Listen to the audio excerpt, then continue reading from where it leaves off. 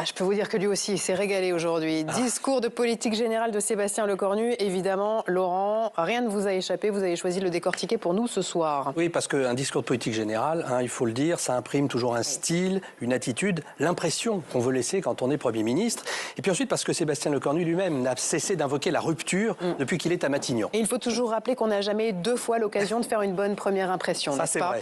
Donc, au-delà du fond, dont on parle depuis le début de cette émission, quels sont les signaux envoyé, selon vous, par le Premier ministre? Alors, premier signal, et ça n'a pas varié depuis sa nomination il y a 35 jours, Sébastien Lecornu parle peu, une interview télé, quelques prises de parole, mais économie de mots. J'ai comparé le discours de cet après-midi avec les 28 précédents depuis 1959. Je vous reconnais bien là. Eh bien, Sébastien Lecornu est sur le podium. Troisième plus bref discours de politique générale de la 5e, après Maurice Couve de Murville, 68, et Georges Pompidou en 62. Et surtout, c'est pour ça qu'il faut le dire, il y a une rupture avec les deux derniers premiers ministres qui figurent parmi les plus bavards. Son discours est 2 fois plus court que celui de François Bayrou et presque 3 fois plus court que celui de Gabriel Attal. Donc là, on est dans la durée des discours. Ok, mais est-ce que vous avez identifié un style Lecornu au fil de cette déclaration? Au-delà de la concision, je crois que le Premier ministre veut entonner un récit, un seul, à l'adresse des parlementaires et des Français, les deux. Attachez vos ceintures, on va crever tous les abcès. Alors d'abord, il laisse les clés aux parlementaires, ça on en a beaucoup parlé, à 7 reprises, on l'a dit tout à l'heure, ce fameux triptyque, le gouvernement propose, on débat, vous votez. Mais je crois qu'il y a un autre indice du déplacement du centre de gravité. Combien de fois Sébastien Lecornu évoque-t-il, cite-t-il le président de la République dans son discours? 2 fois seulement. C'est très très peu, même pour un discours très court. À titre de comparaison, Gabriel Attal avait cité 19 fois le chef de l'État lors de son discours de politique générale. Bon, ça c'est pour les parlementaires, mais quels abcès veut-il crever avec les Français? Alors, au début de son discours, quand il évoque les convulsions du monde, soit on les subit, soit on les utilise, soit on change, soit on sera changé, c'est plutôt très cash, plus cash que dans les autres discours, et ça rappelle, alors attention, toute proportion gardée, la nouvelle société et l'invitation à décoincer la société de Chaban en 69. Notre société nouvelle aura tout d'abord le visage de la jeunesse. La vague démographique des 25 dernières années nous offre une chance unique de rajeunissement. En outre, l'éclosion des talents est souvent plus précoce aujourd'hui qu'il y a un siècle. Alors évidemment, l'ambiance est très différente, mais si je reprends le discours de Sébastien Lecornu, un discours bref, un monde qui ne nous attend pas pour tourner, comme il l'a dit, et puis une allusion en fin de discours à ces puissances étrangères qui se réjouiraient d'une panne budgétaire de la France, tout cela, ça forme un tout. C'est gris, c'est douloureux, c'est un pur discours de crise. Par comparaison, et je me le suis permis, c'est l'exact contraire d'un discours de politique générale resté très célèbre, mais pour vous donner l'inversion des polarités, si je puis dire, Rocard 88, qui lui faisait des rêves au début du 2e septennat Mitterrand. Je rêve d'un pays où l'on se parle à nouveau. Je rêve de villes où les tensions soient moindres. Je rêve d'une politique où l'on soit attentif à ce qui est dit, plutôt qu'à qui le dit. Je rêve tout simplement d'un pays ambitieux, dont tous les habitants redécouvrent le sens du dialogue. Pourquoi pas de la fête et de la liberté? Voilà, là aussi, autre ambiance, autre époque, et puis autre phase dans le quinquennat ou dans le mandat, puisque c'était le début du second septennat. Là, on est plutôt à la fin du quinquennat. Si on a retrouvé le sens de la fête depuis, mais vous n'avez trouvé aucun coin de ciel bleu dans le discours de Sébastien Lecornu? Non, et c'est volontaire. Dans le discours de Sébastien Lecornu, en fait, il y a un dernier abcès qui est crevé. Il évoque à 7 reprises la campagne présidentielle, la future campagne présidentielle, ce qui ne s'était jamais produit dans un discours de politique générale. Alors, même si plein de députés ont fait leurs petites photos perso, je ne sais pas si les députés qui arrivent l'ont fait aussi sur les réseaux sociaux pour dire, c'était interdit pour dire j'y étais. de se photographier dans l'hémicycle. En tout cas, ils ne se sont pas privés, ça, je ne sais pas. On sent déjà que tout le monde a un tout petit peu la tête ailleurs. 2027, c'est déjà demain, y compris pour le Premier ministre, et ça sera peut-être un problème pour lui aussi. Ah, eh bien on va continuer d'en parler dans un instant avec la question qui fâche.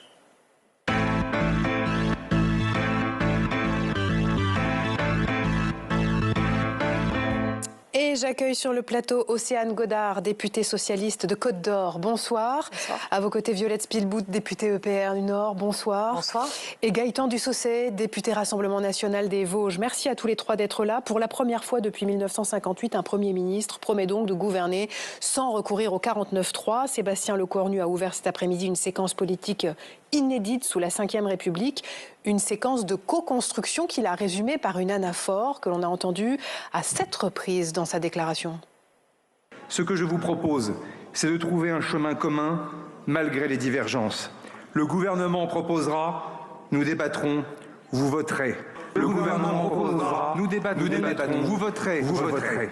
Dans les deux chambres, le gouvernement proposera, nous débattrons, vous voterez. Et à la fin, vous voterez. Le gouvernement proposera, nous débattrons et vous voterez.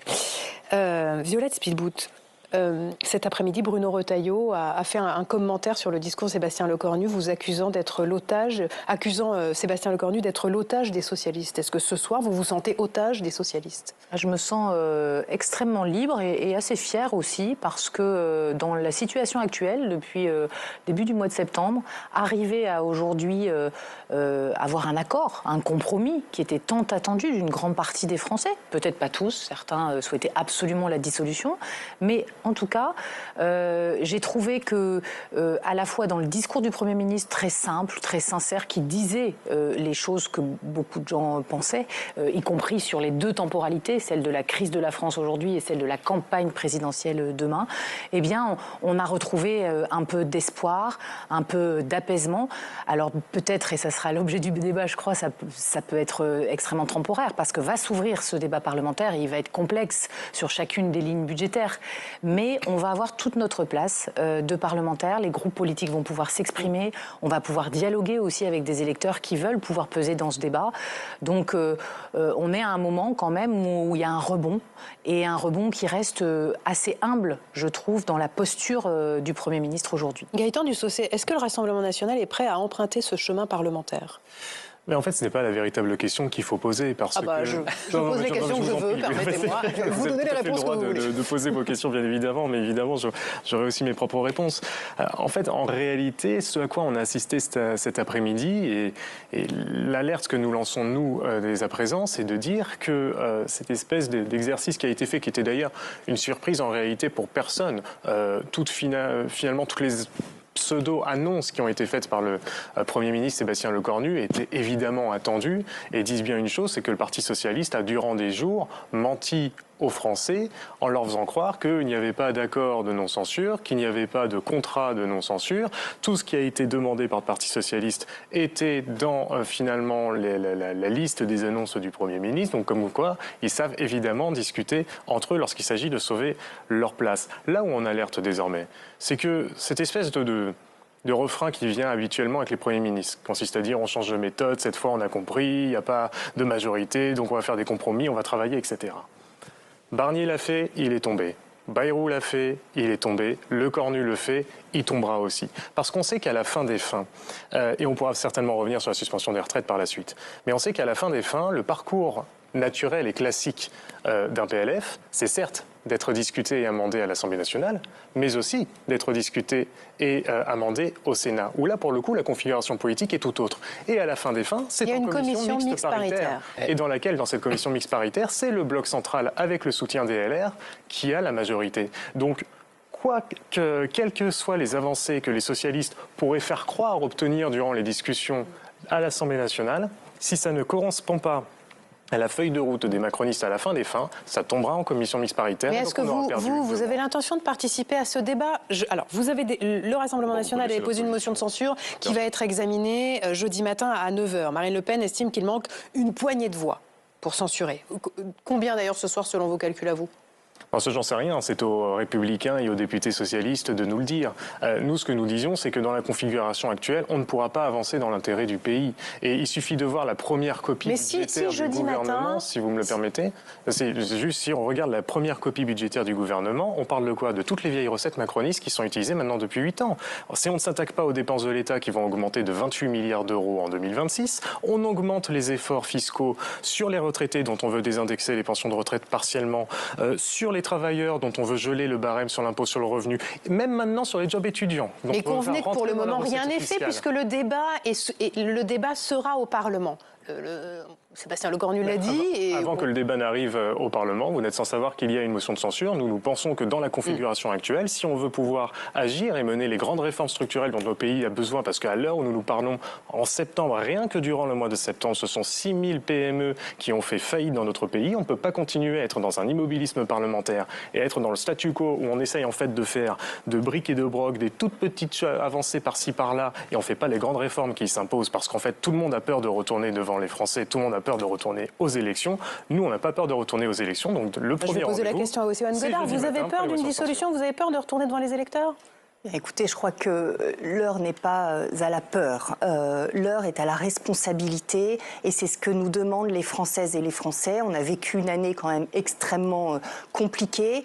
À présent, je crois qu'on a des signaux aujourd'hui. On a eu des signaux positifs de la part du Premier ministre qui assume en tout cas de vouloir suspendre la réforme des retraites, qui assume aussi de vouloir ouvrir le débat budgétaire et qu'il y ait, et c'est ce que le Parti socialiste appelait de ses voeux, qu'il y ait un travail texte par texte, une négociation texte par texte, et c'est comme ça aussi qu'on incarne le compromis. Et encore une fois, c'est pas une victoire pour le Parti socialiste, c'est une victoire pour le pays, pour les Françaises et les Français, dans un contexte où, pardon, mais d'un point de vue géopolitique, il y a quand même quelques fragilités, sensibilités, pour pas dire une situation grave, et nous avons une crise politique dans notre pays qui impose aussi de nous élever et de sortir aussi des vieux réflexes politiciens.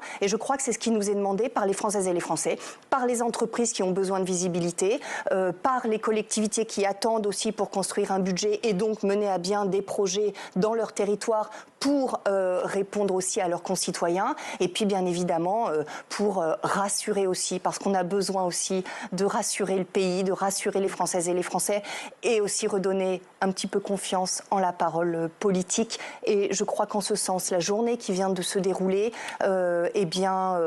répond aussi à ces enjeux-là. Violette Spilbout, sur la suspension de la réforme des retraites, est-ce que dans votre camp et dans le camp, on va dire, du socle commun, si cette expression existe encore, est-ce que certains ont mangé leur chapeau en se disant si c'est le prix de la stabilité du pays, alors oui, suspendons cette réforme des retraites, ça coûtera moins cher qu'une dissolution? C'était déjà dans l'ère du débat depuis quelques jours, même quelques semaines.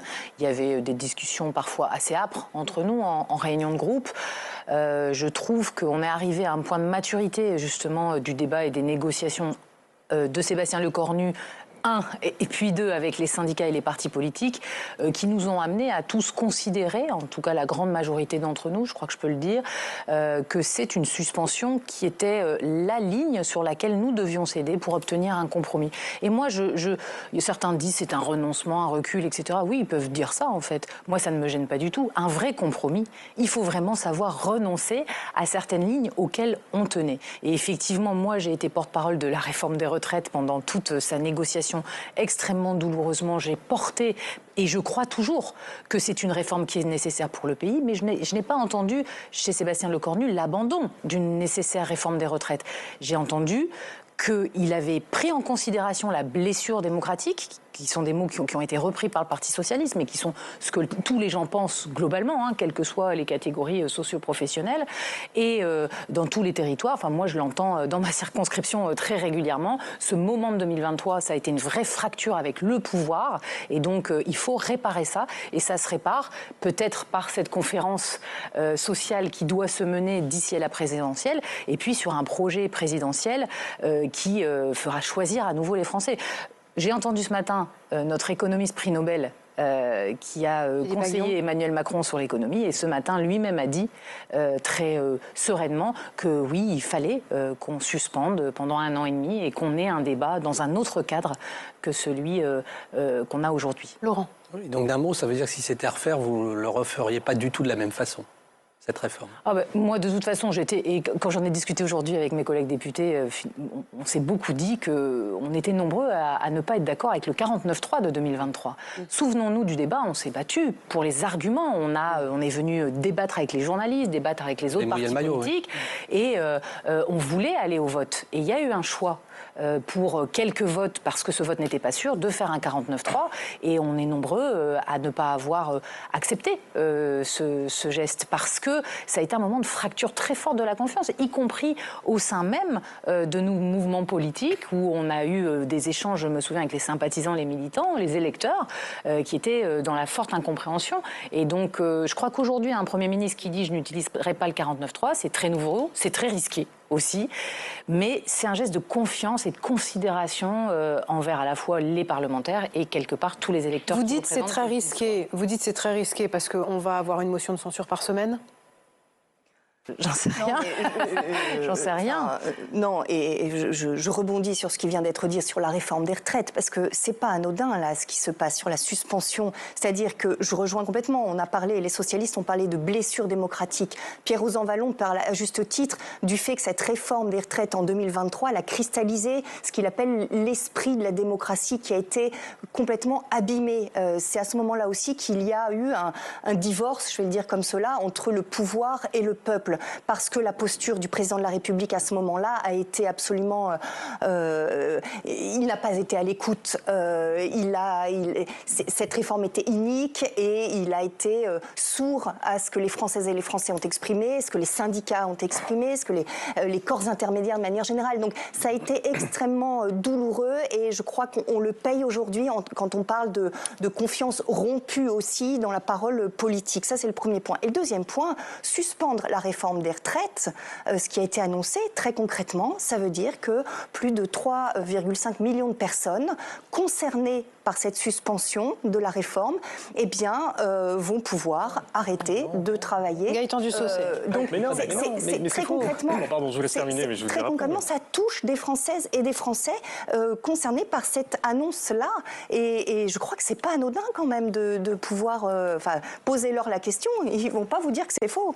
Alors, d'abord, la première chose qui est fausse, c'est les chiffres que vous avancez. Ce n'est pas 3,5 millions de Français qui vont être touchés par cette suspension. Il s'agit non pas d'une suspension, c'est-à-dire qu'on n'en revient pas sur l'âge légal de départ à la retraite, on reporte uniquement à 2027 l'application de cet âge légal de départ à la retraite. Donc, en réalité, c'est entre 700 et 800 000 Français qui vont y toucher. L'économie, c'est-à-dire plus ou moins l'argent qu'on va rendre aux Français, c'est de 300 à 500 millions d'euros d'ici 2027. Quant au même moment, pour 2026, c'est 3,8 milliards d'euros que l'on va faire peser sur l'intégralité des retraités français, quels que soient leurs revenus, du fait du gel des pensions de retraite. Je demande sur les chiffres l'arbitrage de Fanny Guinochet. Maintenant, si vous me permettez juste... Bon, allez-y, oui, je vous en prie, je finis. Non, mais c'est vrai que la question qui se pose, enfin qu'on voit, c'est que les retraités, aujourd'hui, ils sont favorables, c'est les seuls à être favorables à une réforme des retraites avec un décalage de l'âge. Ils ne sont pas concernés. Mais ils se disent, au moins, ils sont déjà partis. Au moins, notre système et nos pensions, elles ne vont pas baisser. Parce que c'est vrai qu'il faut quand même trouver l'argent et que le risque, c'est une baisse des pensions. La question, autant on voit du côté des socialistes, du côté du socle commun, même si on ne sait plus trop comment il faut l'appeler, et il y a eu des débats. Côté RN, quelle est la position concernant les retraites? Est-ce que pour vous, c'est une bonne nouvelle, cette suspension? Vous la vouliez, non? 63 ans je préfère 100 000 fois la suspension à l'application, mais moi, ce que je propose est 100 000 fois mieux. C'est que nous faisons tomber le gouvernement jeudi prochain, nous partons sur de nouvelles élections législatives, et là, on pourra mettre en place non pas seulement la suspension de la réforme des retraites d'Elisabeth Borne, qui est profondément injuste socialement et inefficace financièrement, et nous ferons notre propre réforme des retraites qu'on a suffisamment défendue. Mais j'aimerais juste revenir... Attendez, pas 36 000 questions en même temps, s'il vous plaît. Juste pour que ce soit clair, vous êtes d'accord avec la suspension? Je vais vous dire pourquoi je ne suis pas d'accord avec la suspension de la réforme des retraites. J'ai compris votre question, donc je vais y répondre immédiatement. Ah oui, mais vous la lecture de pensée. Vous êtes d'accord avec la suspension de la réforme des retraites, mais vous allez censurer cette décision? Parce qu'on peut faire mieux, c'est-à-dire qu'on peut abroger intégralement la réforme des retraites, ce qui sera 100 000 fois mieux. Mais je vais vous dire... Mais vous pouvez déposer un amendement pour l'abroger, par exemple. Je vais vous dire... On peut répondre à la question ou vous allez tous la poser 5 fois de suite? Alors, je vous dis très simplement et très sagement qu'en réalité... la suspension de la réforme des retraites pour qu'elle puisse être adoptée, puisqu'apparemment les socialistes ont annoncé qu'il y avait un amendement de gouvernement, que vous aviez la garantie qu'il y ait un amendement du gouvernement qui sera intégré au PLFSS pour parvenir à cette suspension. Mais vous n'êtes sans savoir que pour que cette suspension et donc cet article qui sera ajouté par le gouvernement dans les discussions sur notre projet de loi de financement de la sécurité sociale, ça veut dire que c'est l'intégralité du PLFSS qu'il faut voter. Et est-ce que vous allez accepter de voter à ce moment-là le doublement des franchises sur les médicaments? Mais c'est bien le travail qui va s'ouvrir, c'est le combat qui va se faire. Il y a un moment donné, vous êtes en train de vous faire rouler dans la farine, c'est-à-dire qu'au nom de la suspension... Abandonner le navire, non, moi je préfère retourner aux urnes et donner la possibilité aux Français de donner un an d'avance à l'alternance et surtout de respecter la démocratie, parce que c'est ça qui est important. Vous abandonnez le navire. Enfin, là, je crois qu'il y a un compromis entre plusieurs groupes politiques, c'est la démocratie. Il y a juste un gros problème, il y a juste un gros problème de morale et d'éthique dans notre pays. Juste une chose, vous, la réforme pure que vous souhaitez, c'est quoi? C'est le retour à 62 ans? C'est le retour à 60 ans? Je peux vous refaire très rapidement, si vous voulez, la réforme des retraites qu'on a proposée. On propose de mettre le paquet sur les carrières longues et les carrières les plus pénibles physiquement et psychologiquement. Donc, pour tous ceux qui auront commencé à travailler avant 20 ans, ils pourront partir à la retraite à 60 ans avec 40 annuités. C'est largement le cas. De ma présentation. Et ensuite, c'est un système progressif où on remonte jusqu'à 42,5 annuités. C'est-à-dire qu'en plus de ça, on revient en partie sur la réforme Touraine, qui était une réforme socialiste, qui avait vu le nombre de trimestres de cotisation augmenter. Mais voyez-vous, moi je me mets à la place des Français qui nous regardent et qui regardent toute l'actualité parlementaire de ces derniers jours. Et je me dis, mais le problème moral et éthique dans notre pays est considérable. C'est-à-dire que ça fait 2 ans. Ça fait 2 ans qu'on répète à tout le monde que cette réforme, elle est injuste, elle est brutale, elle est inefficace. Qu'on vous disiez, s'il vous plaît, revenez dessus parce qu'on est en train de parler, vous faites souffrir des Français, notamment par exemple, tiens, allez, des égoutiers. Les égoutiers, leur espérance de vie, c'est 64 ans. Quand vous augmentez de 2 ans, en moyenne. Quand vous augmentez de 2 ans l'âge légal de départ à la retraite, c'est 2 ans de vie à la retraite. C'est 2 ans à passer avec ses enfants, avec ses petits-enfants, que vous privez à des Français qui travaillent. Mais quand on avance ces arguments, si vous voulez bien, Madame Spielbourg, quand on avance ces arguments qui reposent sur quelque chose de profondément humain, qui devrait vous toucher, vous aussi, vous n'êtes pas quelqu'un avec un cœur de pierre, eh bien là, il n'y avait personne pour nous répondre. Mais par contre, quand il s'agit d'éviter à tout prix les élections, de sauver la place d'Emmanuel Macron et de permettre à la politique d'Emmanuel Macron de se poursuivre, eh bien là, vous êtes précipité pour aller négocier. Vous savez qu'une dissolution ne fera pas partir Emmanuel Macron de l'Élysée. Vous venez de vous reparlez d'Emmanuel Macron, mais une dissolution ne ferait pas partir le président de la République. Et surtout, elle ralentirait le pays. Je crois aussi que vous assumez ce soir de dire... C'est 2 signes négatifs. C'est 2 signes négatifs d'une dissolution. Jamais négatif. C'est d'abord l'instabilité du pays vis-à-vis de tous nos partenaires européens, de ceux qui... C'est l'instabilité du pays, l'instabilité économique, ne pas avoir de budget. Et la deuxième chose, une dissolution, c'est à nouveau plusieurs mois de perdus, alors qu'on a, par exemple, vous parliez d'économie de la dépense publique, un projet de loi de lutte contre la fraude fiscale, sociale, qui est prêt, que le gouvernement va nous soumettre. On a un projet de loi sur l'équipement supplémentaire des polices municipales pour qu'elles puissent être plus efficaces pour les maires et les élus locaux. Et tout ça, avec votre dissolution... Il n'y a rien qui n'a avancé. Justement, avec votre dissolution, ça va être encore pire et ça va être 4 mois de perdus. Non, mais ce qu'on retient, c'est l'injonction paradoxale. C'est-à-dire qu'en plus, vous nous parlez de problèmes éthiques et moraux.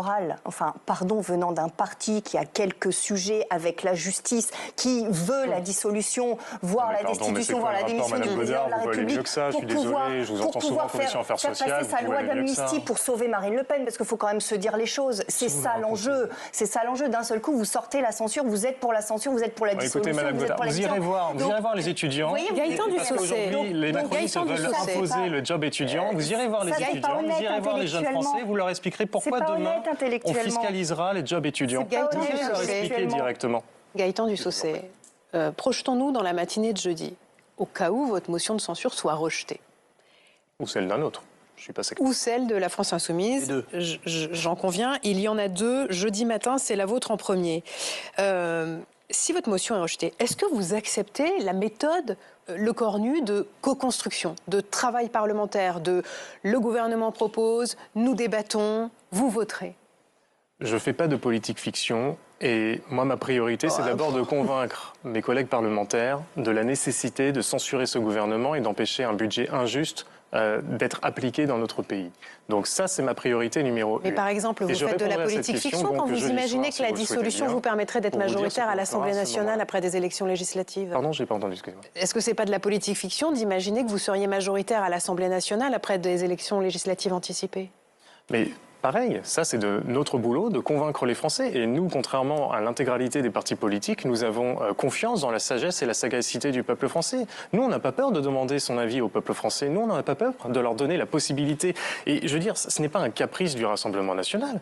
C'est ce qu'implique le respect des institutions et notamment de ce texte fondamental qu'est la Constitution de la Ve République. En cas de blocage institutionnel, lorsque vous n'avez pas de majorité, lorsque le pays est à l'arrêt parce que ce n'est pas une censure qui met le pays à l'arrêt. Ce n'est pas des élections qui mettent le pays à l'arrêt. C'est l'incapacité d'avoir des majorités parce que tous les partis se sont mis d'accord hier avec un seul projet. Parce qu'on est entré dans une ère de tripartition, peut-être aussi, non ? Ils n'ont pas mis en place un projet alternatif de l'autre côté.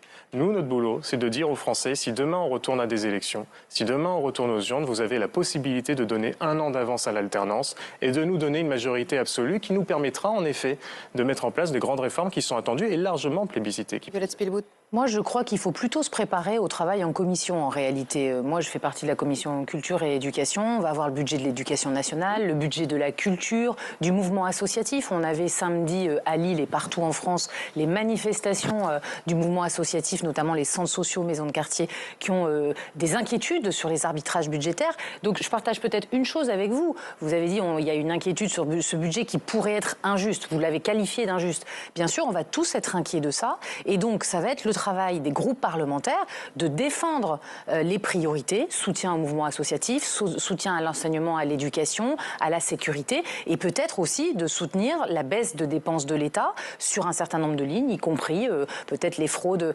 aux dépenses de santé, par exemple, sur lesquelles on pourra être d'accord, ou la réduction des agences, où on pourra être d'accord. Et je pense qu'il y a des amendements qui seront proposés, enfin validés par le gouvernement, et d'autres, où peut-être les groupes politiques seront d'accord et qui n'auront pas été proposés par le gouvernement. Mais il faut rentrer dans le débat, et je crois que c'est plutôt à ça qu'il faut se préparer aujourd'hui, parce que les acteurs de la société civile viennent nous voir, les médecins, les infirmiers dans le domaine de la santé, je parlais des acteurs associatifs tout à l'heure, pour faire valoir leurs amendements et leur préservation de droits au sein de ce budget. Donc on aura un débat sain. Eh bien, on a hâte de voir ça. Merci en tout cas à tous les trois d'être venus en débattre ce soir sur le plateau de Chaque Voix Compte. Demain, question au gouvernement. J'espère que vous serez là à 19h30 pour Chaque Voix Compte. Nous, on sera là. Merci à tous les trois. Merci à vous de nous avoir suivis. Cette émission est rediffusée à 23h30 et en replay sur le site lcp.fr. Dans un instant, c'est Débat Doc. Vous retrouvez Jean-Pierre Gracien. Moi, je vous dis à demain. Excellente soirée sur LCP Canal 8.